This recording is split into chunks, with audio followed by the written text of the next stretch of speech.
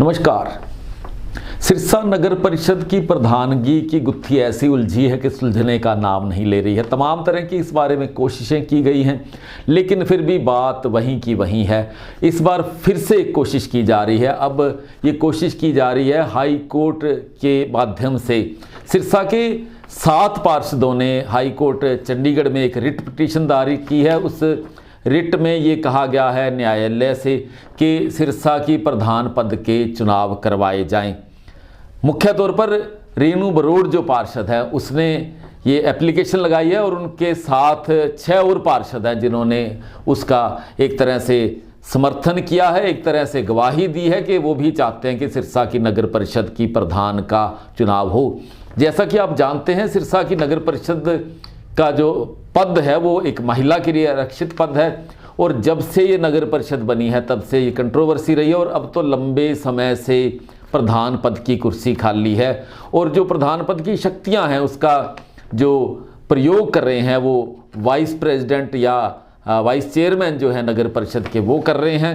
और लगातार ये होता रहा है क्योंकि राजनीति जिस तरह से हावी है और राजनीतिक एक तरह से चुनाव भी होता है नगर परिषद का, ये लगातार कोशिशें हो रही है कि जो उपाध्यक्ष हैं, जो वाइस चेयरमैन हैं, उनको बदला जाए और इस तरह से बदला जाए कि अध्यक्ष पद का चुनाव ही हो जाए। इस तरह की कोशिशें अलग अलग राजनीतिक खेमों के द्वारा होती रही हैं। अब की बार जो कोशिश की गई है उसके बारे में आपको जानकारी देना चाहता हूं सिरसा स्पॉटलाइट के माध्यम से कि 29 जनवरी को ये रिट दायर की गई थी। ये जो पार्षद हैं जिन्होंने की थी वो हैं रेणु बरोड़, रीना सेठी, आशा रानी, रोहताश, मनोज मकानी, राजेश कुमार तथा महावीर सिंह। इनमें से ज़्यादातर जो पार्षद हैं वो हलोपा के पार्षद हैं। हालांकि 2 पार्षद ऐसे हैं जो उनकी पार्टी के नहीं हैं, फिर भी उन्होंने जो हलोपा के पार्षदों के साथ मिलकर एक ये रिट दायर की है और उन्होंने कहा है, पार्टी बनाया है हरियाणा सरकार को, स्थानीय निकाय विभाग को, डीसी सिरसा को और नगर परिषद को पार्टी बनाया गया है। और कोर्ट ने नोटिस जारी किया है, 29/1 को ये नोटिस जारी किया गया है कोर्ट के द्वारा। और अब फैसला ये होना है कि इसमें जो नगर परिषद है और जो स्थानीय प्रशासन है, जिला प्रशासन है, इसमें क्या जवाब देता है। इसके लिए 18 फरवरी डेट जो है निश्चित की गई है। इस पिटीशन में कहा क्या गया है, ये कहा गया है कि लंबे समय से रिक्त पड़ा हुआ है ये पद, महिलाओं के लिए आरक्षित पद है और जो महिलाएं शहर में जीत कर आई थी नगर परिषद में, उनका सबके अधिकार पर एक तरह से चोट पहुंच रही है और कोर्ट इस मामले में संज्ञान ले और कोई तिथि निश्चित करे। इसमें यह कहा गया कि 72 घंटे का नोटिस देकर कोर्ट जो है इसके लिए चुनाव करवाए नगर परिषद में। जैसे ही इस बात का पता चला है कि कोर्ट में इस तरह की रिट हो गई है, पूरी तरह से गहमा गहमी हो गई है, जो पार्षदों का जो खेमेबंदी है वो भी तेज हो गई है और जो तमाम जो पक्ष हैं यहाँ पर, चाहे वो भारतीय जनता पार्टी हो, चाहे हलोपा हो, चाहे कांग्रेस हो या आज़ाद जो पार्षद हैं, तमाम ये तीनों खेमे कोशिश करने लग गए हैं कि किसी तरह से उनका प्रधान बन जाए। जैसे कि पहले भी हुआ था, एक बार पहले भी कोर्ट ने डेट निश्चित की थी और ये तय भी हो गया था कि सुमन शर्मा जो हैं भारतीय जनता पार्टी की, उनको चेयरमैन बनाया जाएगा क्योंकि उनके पति राजेश शर्मा दिवंगत हो गए थे और सभी लोगों की एक संवेदना थी, एक सिंपथी थी उनके प्रति और ये कहा गया था कि ये वो सर्वसम्मति से उनको उम्मीदवार बनाया जाए। तमाम भारतीय जनता पार्टी के बड़े नेता यहाँ पर आए थे। संगठन मंत्री जो उनके हैं करनाल से सांसद संजय भाटिया, वो खुद आए थे यहाँ पर और गोपाल कांडा जो सिरसा के विधायक हैं, हलोपा के जो विधायक हैं, उन्होंने उनके सामने ये कहा था कि अगर सुमन शर्मा बनती हैं तो हमें कोई एतराज़ नहीं है, हम सब उनके पक्ष में मतदान करेंगे। लेकिन जैसे ही ये बात सामने आई कि वोटिंग के लिए रास्ता खुलने वाला है, एक स्टे आ गया। स्टे हालांकि 7 तारीख का था और 10 तारीख को वो स्टे दिखाया गया।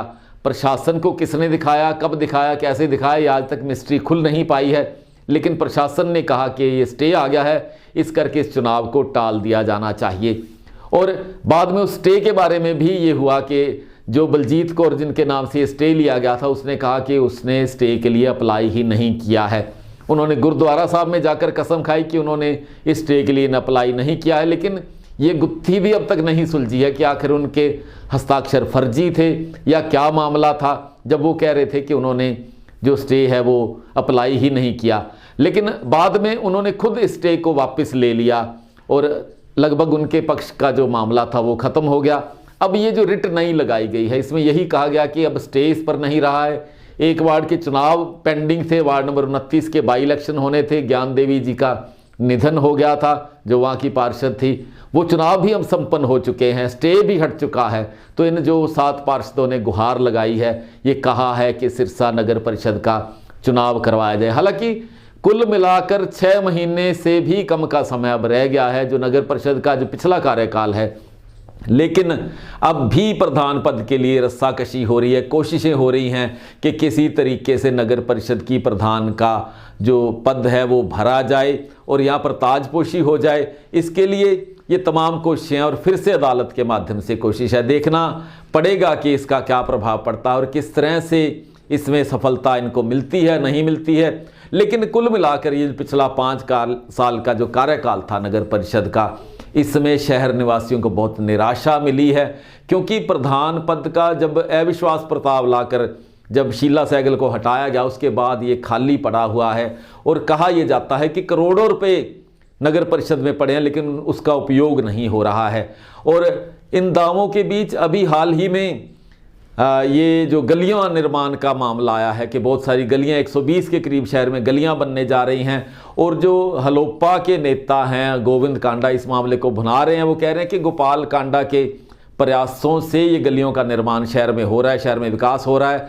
लेकिन दूसरे पक्ष का ये कहना है, हमने दूसरे पक्षों से बात की, उन्होंने कहा कि नगर परिषद का मामला है, ये विधायक कोटे से आई हुई राशि नहीं है, तो ऐसे में वो दावा कैसे कर सकते हैं कि गोपाल कांडा ने जो पैसा पास करवाया है उससे विकास हो रहा है, ये तो नगर परिषद द्वारा करवाया जा रहा है।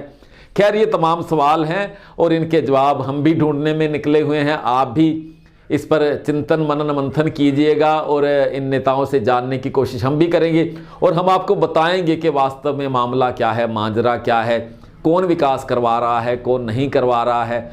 लेकिन जो प्रधान पद की जो गुत्थी है वो अभी तक उलझी है, सुलझ जाए अगले 6 महीनों में, ऐसी उम्मीद करनी चाहिए, क्योंकि उससे शहर के विकास के द्वार खुलेंगे। फिलहाल आज इतना ही। सिरसा स्पॉटलाइट पर ताज़ा अपडेट के लिए हमारे साथ जुड़े रहिए। हमारे इस चैनल को सब्सक्राइब कीजिए, आप यूट्यूब पर, फेसबुक पर लाइक कीजिए और ट्विटर पर भी हमें फॉलो कीजिए। बहुत बहुत शुक्रिया आपका, धन्यवाद। जय हिंद।